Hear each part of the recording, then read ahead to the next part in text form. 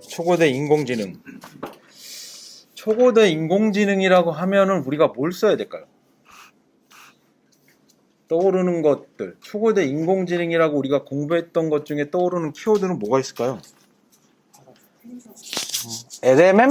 우리 많이 나왔던 거? 생성적 AI? 초고대 인공지능에서 학습한 걸 갖고 새로운 걸 만들어내는 거죠. 왜냐하면 생성적 AI는 그동안 공부했던 걸로 있지 않은 지식들을 조합해서 만들어낼 수 있는 거니까 이 다음 단계라고 보면 되겠죠. 멀티모달 AI도 모의고사에 나왔던 것 같고요. 범용적 AI 이런 게 이제 이렇게 실제로 어떤 질문에도 생성적으로 대답할 수 있는 AI가 생기면 나중엔 범용형으로 쓸 수 있겠죠. 특정 목적처럼 지금처럼 검색이나 대화에만 쓰는 게 아니라 어떤 질문에 대답할 수 있는 범용의 AI가 되겠죠. 그리고 그러면 뭐 파운데이션 모델도 약간 여기에 연관되지 않았었나요? 이런 것들을 머릿속에 집어넣는 연습을 하셔야 됩니다. 그러면 초고대 인공지능이라고 하면 내가 뭘 써야 될까? 초고대 인공지능이라고 하면 뭐 떠오르는 기술들은 챗GPT나 달리나 이런 것들 막 떠오르겠죠. 초고대 인공지능에 대한 모델은 누구나 다 일단 쓸 거고요, 대부분. 초고대 인공지능을 가능하게 하는 기술 요소가 어떤 게 있을지를 정리를 하시는 게 중요합니다. 그래서 여기에서는 제시할 때 일단 첫 번째 개념을 제시해 드렸고요. 대용량의 연산이 가능한 컴퓨팅이 일단은 돼야 됩니다. 이게 사실 기술 요소랑 밀접하게 연관이 있죠? 개념이. 그 다음에 데이터를 스스로 학습해야 되죠? 그럼 모델하고 연관이 있죠? 사고 판단 학습할 수 있는 인공지능입니다. 얘의 특징은 정교한 학습이 가능하다는 겁니다. 파라미터 자체가 워낙 많으니까 옛날보다 정교하게 학습이 가능해서 정확한 대답을 해줄 수가 있고요. AI의 역할의 확장입니다. 그러니까 기존에는 보통 대화형까지만 되던 게 아까 말했던 생성적 AI처럼 여러 형태로 발전할 수가 있는 겁니다. 이 특징은 이게 정답이 아니라 여러분이 생각하는 특징을 적으시면 돼요. 이런 걸 잘 생각하고 적으면 이 토픽을 떠올렸을 때 하고 싶은 말들이 생각이 납니다. 이게 초고대 AI를 내가 떠올렸을 때 쓸 수 있는 말들을 이런 특징을 기억하셔야 바로 기억이 난다는 거고, 그럼 얘를 가능하게 하는 기술이 뭐냐라고 물어봤을 때 아까 말했던 우리가 개념과 특징에 적은 말들이 기술 요소가 되면 됩니다. 가에다가는 구성 요소를 적으셔도 됩니다. 구성도 같은 걸 적으셔도 됩니다. 구성도. 근데 구성도가 딱히 떠오르는 게 없잖아요. 정리할 때. 없으시면 아무거나 적지 마시고 좀 찾아보세요. 유형 같은 거를 좀 찾아보신다던가 뭐 다양하게 찾을 수 있는 것들이 있을 것 같습니다. 아니면 내가 기술 요소를 정리했으면 기술 요소를 취합한 그림을 하나 그리셔도 프레임워크처럼 됩니다. 그렇게 없는 자료 만드시면서 하시면 됩니다. 얘도 정확하게 딱 정리된 자료가 있는 문제는 아닙니다. 여러 개 취합해서 만든 거고요. 처음에 이제 인공지능 모델이라는 걸 제시를 했고요. 초고대 언어 AI가 있죠. 우리가 말한 LMM 같은 게 여기 해당되겠죠. 그 다음 멀티모달 AI가 있습니다. 멀티모달 AI는 뭐죠? 최소한 두 가지 요소 이상을 섞어서 센싱이 여러 가지 말과 뭐 행동이라든지 이미지 이런 걸 섞어서 할 수 있는 거죠. 생성적 AI는 뭐죠? 이거는 크로스 모달입니다. 언어가 이미지가 될 수 있는 겁니다. 말을 했는데 그림으로 보여주고 그림으로 넣는데 설명을 들려줄 수 있는 크로스가 될 수 있는 모델을 만들 수 있는 게 생성적 AI입니다. 이런 특징을 알고 계시고요. 그 사례들에 대한 걸 적어놨습니다. 사실 이건 적은 이유는 여러분이 이런 인공지능에 대해서 좀 덜 헷갈리라고 개념을 좀 잡으시라고 낸 문제이기도 합니다. 그 다음에 두 번째로 넘어가면 기술 요소가 있죠. 그래서 기술 요소는 개념하고 우리가 특징에 적은 내용과 똑같습니다.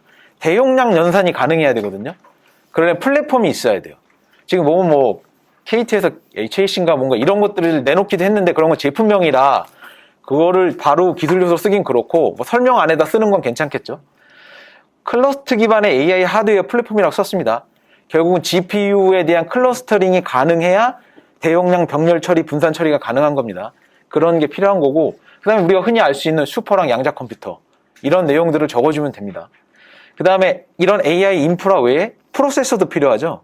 초고성능 프로세서가 필요합니다. 핀 메모리 반도체 NPU 있습니다. 이거 두 번째 문제로 나온 K 클라우드 프로젝트에도 보면 정부에서 우리나라 클라우드를 확산시키려고 보니까 클라우드에서 제일 중요한 기술 중에 하나가 AI 반도체네 라고 해서 키우는 게 핌하고 NPU입니다. NPU가 첫 번째 단계고 핌이 두 번째 단계입니다. 이렇게 연결하고 계시면 나중에 만약에 이런 문제가 나왔을 때 마지막 단락에 K 클라우드 프로젝트를 적으실 수도 있겠죠. 우리나라의 정책 동향으로. 정확한 용어를 적는 거 하고 거기다가 정부에서 종합적인 정책 추진 중 이렇게 적는 건 포인트가 되느냐 안 되느냐의 차이가 되는 겁니다. 그래서 초고성능 프로세스, 거대 학습 모델, 그 다음에 마지막 공유 개방 서비스까지 넣습니다. 마지막은 넣어도 되고 안 넣어도 될 수 있지만 다들 모델은 다 넣겠죠. CPU까지는. 근데 마지막에 이런 걸 넣느냐 안 넣느냐가 좀 차이가 될 수 있습니다. 기술 요소는 말 그대로 기술 요소여야 됩니다. 그 설명을 뒤에 적고 사례를 적으시더라도 여기는 기술 요소를 적어야 됩니다. 그냥 설명하는 듯이 일반적인 설명을 적으시면 안 됩니다. 핀 메모리 반도체에 대해서만 잠깐 좀 말씀을 드리면 나머지 이해하실 테니까. 핀 메모리 반도체라는 게 나오죠. 이게 뭐냐면 메모리 안에 CPU 연산 기능까지 같이 들어가는 겁니다.